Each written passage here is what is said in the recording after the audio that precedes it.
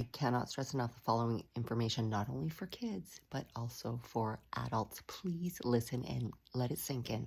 Certain sports that are going to be better than other sports. Is running better than swimming? Is, weight training okay for teenagers, or even younger? Like when do we start thinking about at least doing push-ups and things like that might also put a little bit more into it? Jumping sports versus non-jumping sports. How do you think through all that stuff?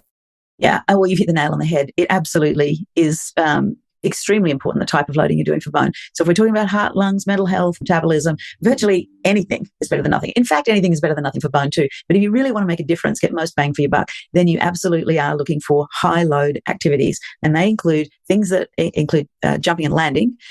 So for adults, this is where you need to stop having a fear of jumping. It just comes down to finding what's going to work for you at the level of progression that you're at. And sort of strong muscle movements. The other thing that is probably important is variety, and variety within the sport and across sports. So we do tend to find that runners, for example, who have only ever run, are less protected from bone stress injuries in their running career than people who grew up playing basketball and volleyball and tennis and running. Another reminder to parents, let your child be a multi-sport athlete. Okay, it's not only athleticism, it has so much to do with muscle growth and bone growth. So that variety, if we come back to Wolff's Law, has probably made the bones adapt in a more robust shape to make them more resistant to loading in all manner of ways, and also to loading in one direction.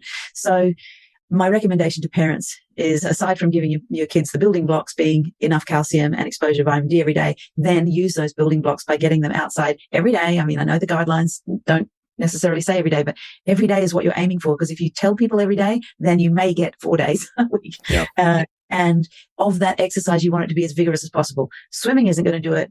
Walking isn't going to do it. You need something that is just much more dynamic, varied, and will impart a high strain on bone. And a strain is a measure of deformation. So you're trying to make those bones bend, because it's the bending that is coming back to my PhD and what I was trying to solve. It's the bending that is actually forming the stimulus to stimulate bone adaptation.